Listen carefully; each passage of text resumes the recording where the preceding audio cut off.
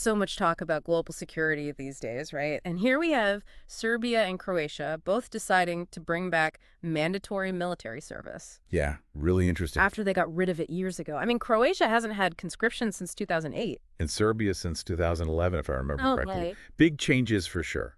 That's what we're going to be diving into today, by the way. Exactly. Why are these two countries making this shift? What's driving these decisions? Well, let's start with Croatia. They're aiming to kick off this new conscription on January 1st. Oh, wow, so soon. Yeah, it's just around the corner. And it'll be a 2-month service, mandatory for men.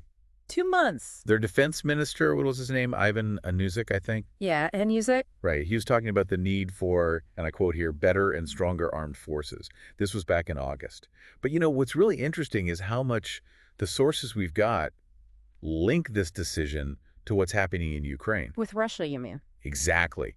Russia's invasion of Ukraine seems to be a major factor in Croatia's thinking. Makes you wonder, right? Is it just about having a bigger military, or is there something more, like, are they worried about their own position in Europe with all the instability going on? That's a really good point. And we shouldn't forget, Croatia is a NATO member. So strengthening their military might also be about showing solidarity with NATO. Showing they're ready to contribute to the alliance's defense, especially given what's happening in Ukraine. Absolutely. Okay, now let's switch gears and talk about Serbia. They're proposing a 75-day mandatory service for men. Okay, so a bit longer than Croatia. Yeah, a little bit. And get this, women can volunteer. It's not mandatory for them, but the option is there.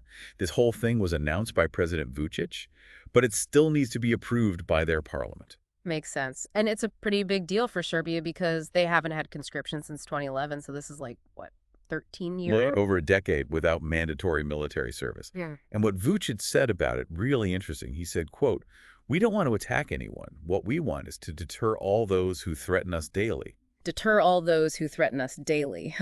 Strong words. It is, isn't it? And while he didn't mention Ukraine directly, you can't help but think about the wider context, right? Especially all the complex relationships and, let's be honest, sometimes tensions in the Balkans. Absolutely. So here we have these two countries, both in the Balkans, both with a history of moving away from conscription, and now both deciding to bring it back. It's like they're looking at the same situation, but through slightly different lenses. Croatia seems focused on the bigger picture, the overall security situation in Europe, and needing a stronger military, maybe within that NATO framework. Yeah, and Serbia seems more concerned with immediate threats in their own backyard, emphasizing the need for deterrence. Right. So it begs the question, what does this tell us about the future of security in Europe? Yeah. What does it say about how different countries are thinking about their defense in a world that feels, well, a bit less predictable than maybe it did a few years ago? It really gets you thinking, doesn't it? You've got Croatia jumping right in with a 2-month conscription starting very soon. And then you have Serbia taking a slightly different approach, focusing on deterrence with their proposed 75-day service. It's a fascinating parallel, and it raises so many questions about the strategies countries are considering in this shifting security landscape. Exactly. And that's something for all of us to consider, right? Yeah. How these decisions might ripple outwards, what they mean for the future of Europe, and how each nation sees its place in ensuring its own defense in a world that feels increasingly uncertain. Big questions. Big questions indeed.